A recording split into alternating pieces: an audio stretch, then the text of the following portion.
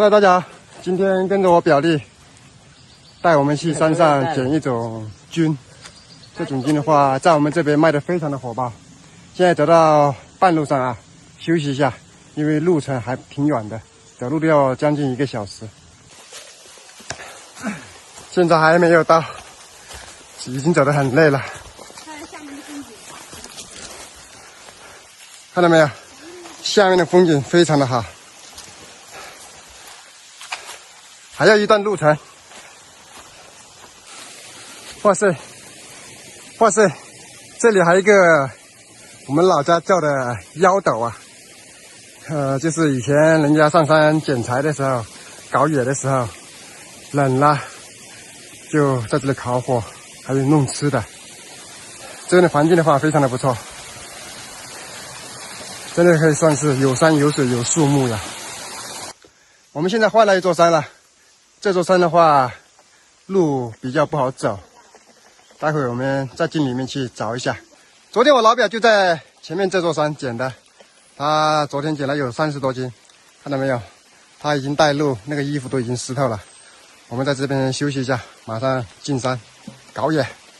我一上到这个山就发现非常多这种白色的蘑菇，这种白色的蘑菇在我们老家叫牛屎菇，不能吃的。看到没有？一大片都是白色的。待会我们走上一点去，上面就有那种我们要找的红蘑菇。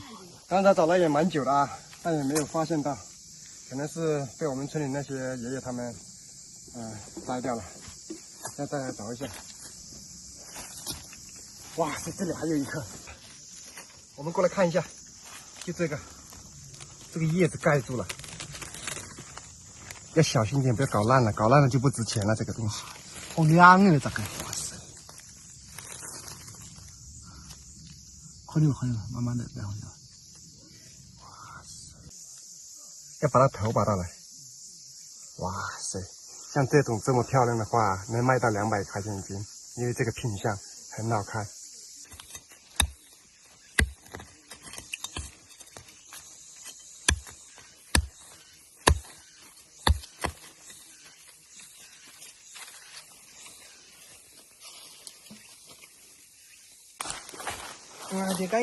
在这座山的话，就捡了一筐啊。这座山被我们捡完了，我们去隔壁座山捡。